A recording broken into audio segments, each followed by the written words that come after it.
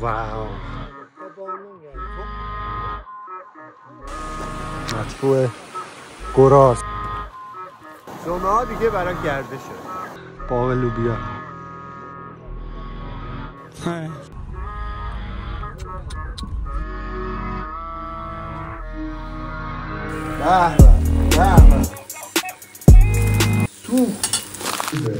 درست تو اون هفته که میخواستم شروع کنم این ویدیو رو سرما خوردم.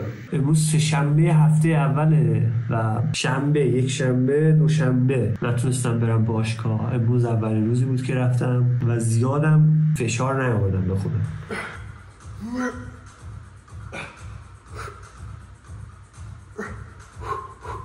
نصف برنامه شاید رفتم امروز، ولی تازه شروع کردم ضبط.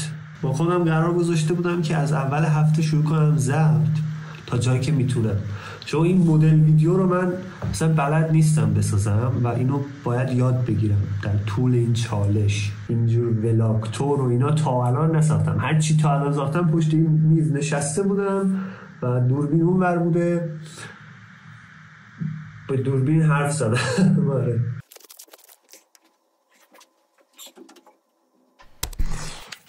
خیلی خوب، تا شما دارین 1 ساعت ویدیو کار کردن من رو، تایم لپس کار کردن من رو میبینید، چون دقیقا نمیدونستم چی رو باید ضبط کنم، بیاید در مورد قوانین حرف بزنیم. قوانین چالش یکی از مهمترین بخش‌های این ویدیو باید این باشه. ببین، مهمترین چیز توی این چالش اینه که کاری رو بکنیم که خارج از حاشیه امنمونه. چالش رو من به خاطر این شروع کردم. یعنی اگه یه هدفی رو دنبال میکنم، هر چی هست، اگه 10 لول برای انجام اون هدف وجود داشته باشه و شما تو مثلا لول 4 اون رو دنبال میکنید، یه لول برید بالاتر، یکم دقیق‌تر بشید، یکم کارایی رو توی اون پیگیریاتون بکنید که همیشه انجام نمیدادید یا دوست نداشتید انجام بدید. مهمترین بخش این چالش به نظرم همینه که خارج از حاشیه امنمون باشیم. تو هر کاری که میکنیم، اون کاری که چالشیه و سخته رو بکنیم. اون کار سخت، هارد ورکینگ، همیشه در مورد انجام بیشتر کارها نیست. خیلی وقتا هم به این ربط داره که اون کاری که سخته رو بکنیم. پس مهمترین قانون توی این چالش همینه، خارج از حاشیه امنت باش. فکر کردم ایده خوبیه یه ساعت بیارم بذارم اونور، گذر زمان هم دیده بشه، ولی اینم باتری نداره. این چیزه از این نوزوکاست، باتریش اینجوریه. این آرایشگرها اینجوری میکنن. آرایشگر حاجی چی گفتم، این بیوتی ها اینا ببینم میتونم پیدا کنم. از این بی صداها هم هست، تیک تیک نمیکنه. یه پلانایی دارم که نذارم از تیک تیکش بگذره. خیلی بچه من معمولا روتینم اینطوریه که صبح زود بیدار میشم، بعد زودم میرم باشگاه. اولین کاری که میکنم میرم باشگاه. 6 بیدار میشم، 6 و نیم اینا باشگاه هم. بعد تمرین میکنم، میام خونه، صبحونه میخورم.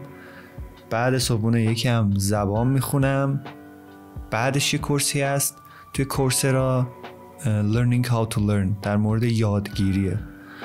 یه مدت بود اونو داشتم دنبال میکردم دیگه، آخراش هم تقریبا هفته بعد دیگه 100% تمومش میکنم.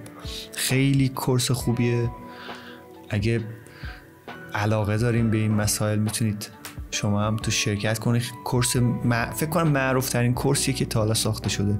4 میلیون آدم توش شرکت کردن. ببینید چیزی که به ما یاد ندادن تو مدرسه اینه که اصلا چجوری یاد بگیریم. میدونی این موضوع مهمیه که خیلی چیزا رو به ما تو مدرسه یاد ندادن، اینم یکیشه. اینجا هم دارم اونو یاد میگیرم، نوت‌های مربوط به اونه.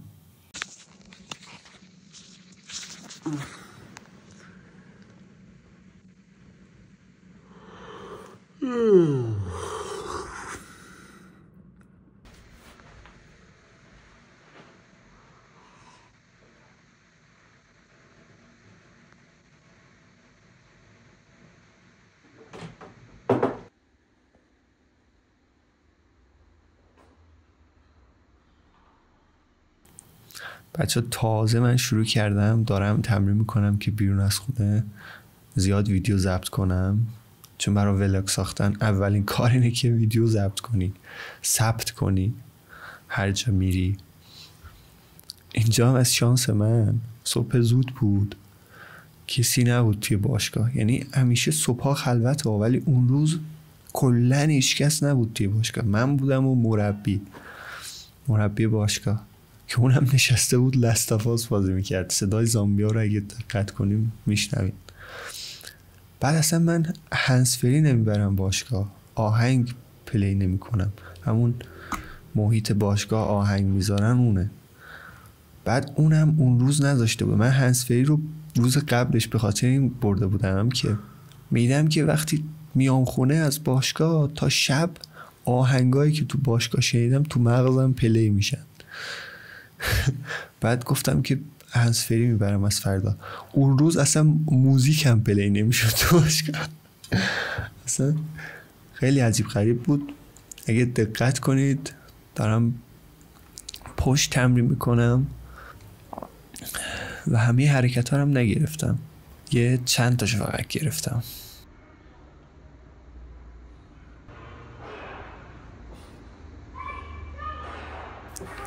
اگه این ویدیو 1 لایک بخوره میرم به مربی میگم که داداش داری بازی اشتباهی رو پلی میدی، بازی واقعی اینیه که توش هستی.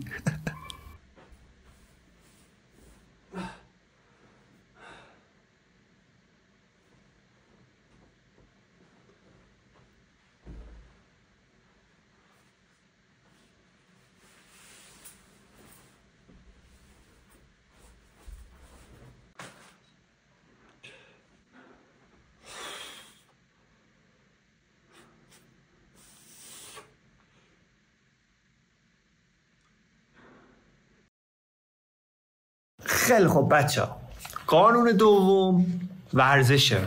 حداقل باید 150 دقیقه ورزش کنیم تا اصلا تو این چالش حساب بشیم. کمتر از اون چالش دیگه باختی چالشو. این حداقلیاته که دارم میگم. من خودم الان 2 برابر این هر هفته ورزش میکنم. این دیگه لول 1شه. کمتر از این بیاد جز چالش حساب نمیشه دیگه. شما خیلی ایزیش گرفتین. حالا جلوتر میگم که من خودم تو چه لولی هستم الان و کدوم لول رو هدف گرفتم. اون یه قدم بیشتری که گفتم اولش چیه. قانون سوم در مورد خوابه. باید حداقل 7 تا 9 ساعت خواب شبانه داشته باشین. حالا لول های بعدیش اینجوری میشه که این 7 تا 9 ساعت دقیقاً تو یه تایم بخوابی، تو یه تایم بیدار بشی، چون این خیلی مهمه توی خواب. قانون 4 در مورد تغذیه است. تو بحث تغذیه به نظر من مهمترین چیز اینه که اون کالری که بدنت نیاز داره رو نسبت به وزن تنظیم کنی. اگه اضافه وزن داری حداقل 10% زیر اون مینتیننس کالری که داری، یعنی اون کالری که نیاز داری که تا اون وزن تو حفظ کنی از اون 10% کمتر بخوری و اگه کمبود وزن داری 10% بیشتر بخوری. این قانون 4. یکم میدونم به نظر پیچیده میاد ولی همه اینا رو تو طول چالش توضیح میدم که دقیقاً چجوریه. میریم به مغز و اینا. قانون 5 در مورد یادگیریه. اینکه هر روز حداقل نیم ساعت در روز رو لول 1 اینه. حداقل نیم ساعت در روز رو به یادگیری اختصاص بدیم تو این کاتگوریایی که اینجا گذاشتم. قانون 6 در مورد کم کردن استفاده از سوشال میدیا است تو هر فرمش. روزی کمتر از نیم ساعت، اونم فقط آخر روزها. از اول روز تا آخرش اصلا نمیتونید بهش دست بزنید، فقط و فقط آخر روز. اونم لول 1شه.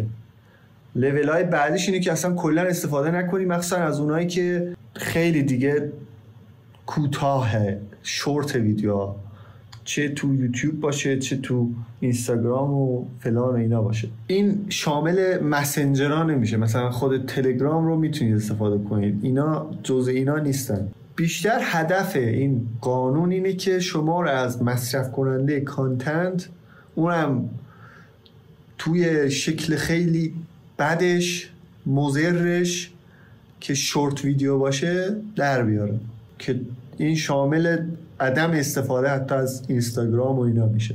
ولی خب لول یکش اینه که فقط نیم ساعت، اونم آخر روز بعد اینکه کاراتو انجام دادی. مورد آخری که میخوام بهش اشاره کنم مدیتیشنه، ولی خب این جز قانونا نمیذارمش، یه چیز اختیاریه. اگه کردینش یه بونسه، اگه نه که اوکیه. یه چیز دیگه هم که مهمه در مورد اینه که 2 روز در هفته آوانتاژ دارین. یعنی میتونید اگه اتفاقی افتاد انجام ندادید هر کدوم از اینا رو 2 بار در هفته اوکیه، ولی باید حتما 5 روز در هفته رو رعایت کنید. و اینکه بهتره تدریجی اینا رو ببرین جلو، پله پله.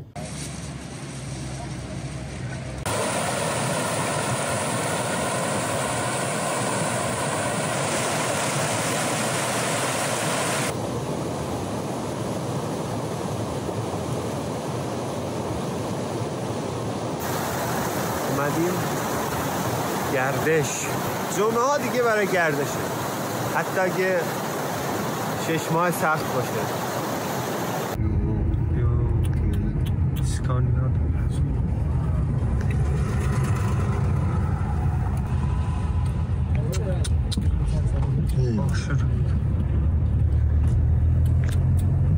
بار نمنید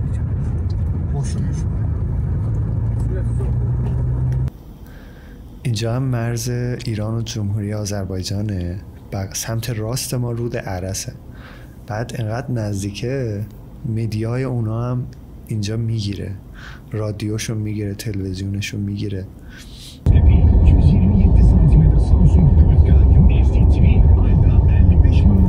اینجا هم داشت تبلیغات میکرد. تلویزیون 127 سانت به این چی نمیگن، به سانت میگن. 127 سانت سامسونگ رو 56 مانات اینا میگفت. مانات 70 تومنه، میشه 3800. درسته ما سانت استفاده میکنیم ولی دیگه تلویزیون رو به اینچ میگیم. 127 سانت هم میشه 50 اینچ. بعد اونو ول کن، جنگل های ارسباران رو ارسباران وودز ترجمه کردن. ارسباران یه پارک ملیه، حداقل فارست باید می نوشتن، یا درسترش نشنال پارک می نوشتن.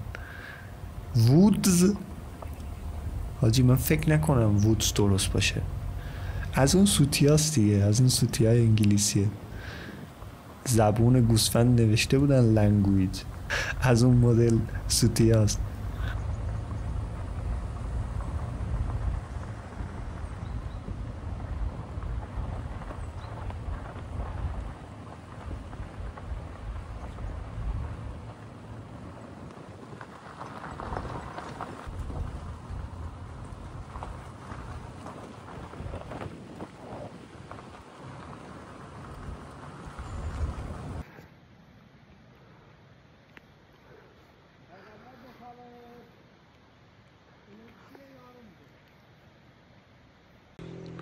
باغ لوبیا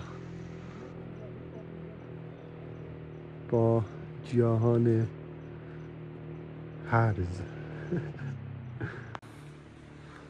الان این در رو برای چی گذاشتن؟ اینجا میشه رد شد.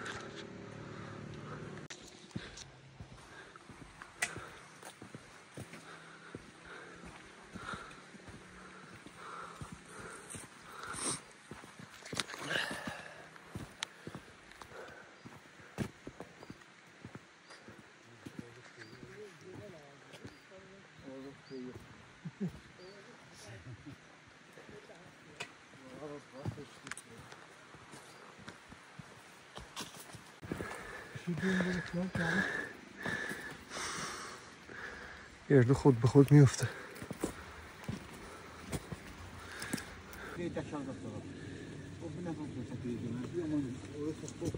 کپک زده.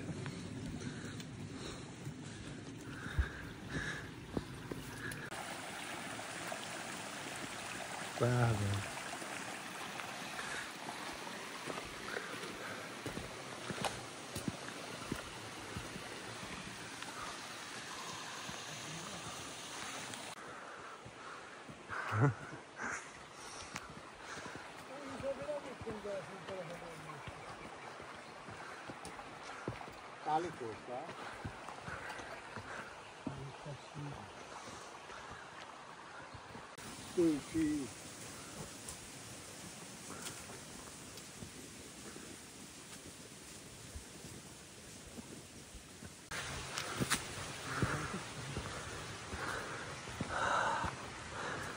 واو،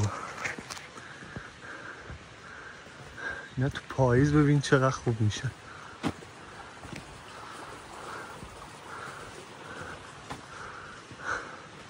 البته پاییزه منظورم وسطش.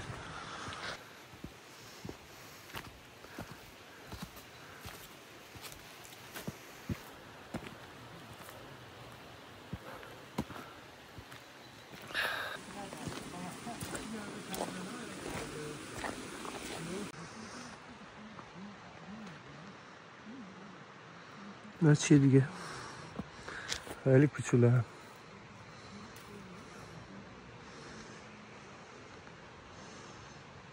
این شد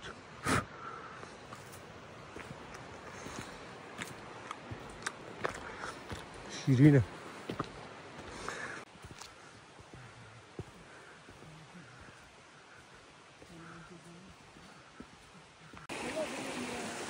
واو،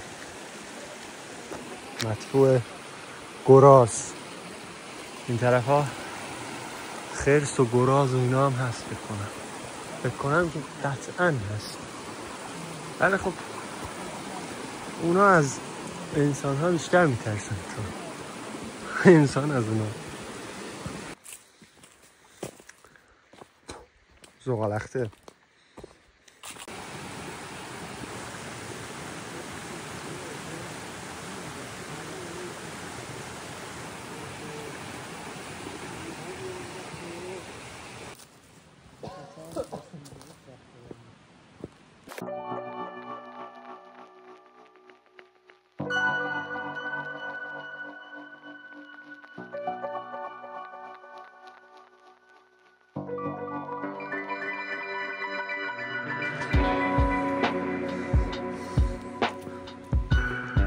نیمکت گردوخوری، گردوهای وحشی.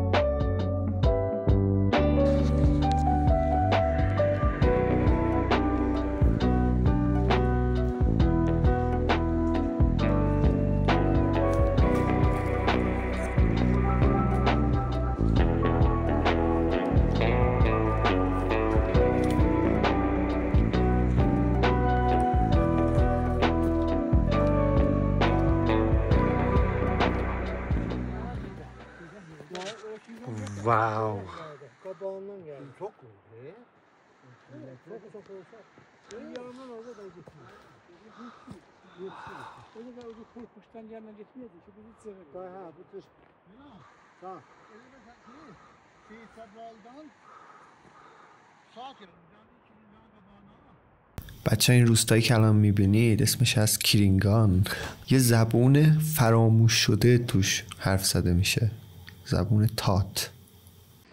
Amerika'na tava herim sınıstı. Monu emsur haştun denimine munduna daruru. Fedeşidi verdim kalsan, fedeşidi verdim kalsan, ben yanıram sende, yansana bana sende, yansana bana sende, yansan, sen niye direşer lansan, sen gibi direşer lansan, niye uydun sana? Ceylana bala sara, Ceylana bala sara, Ceylana bala sara,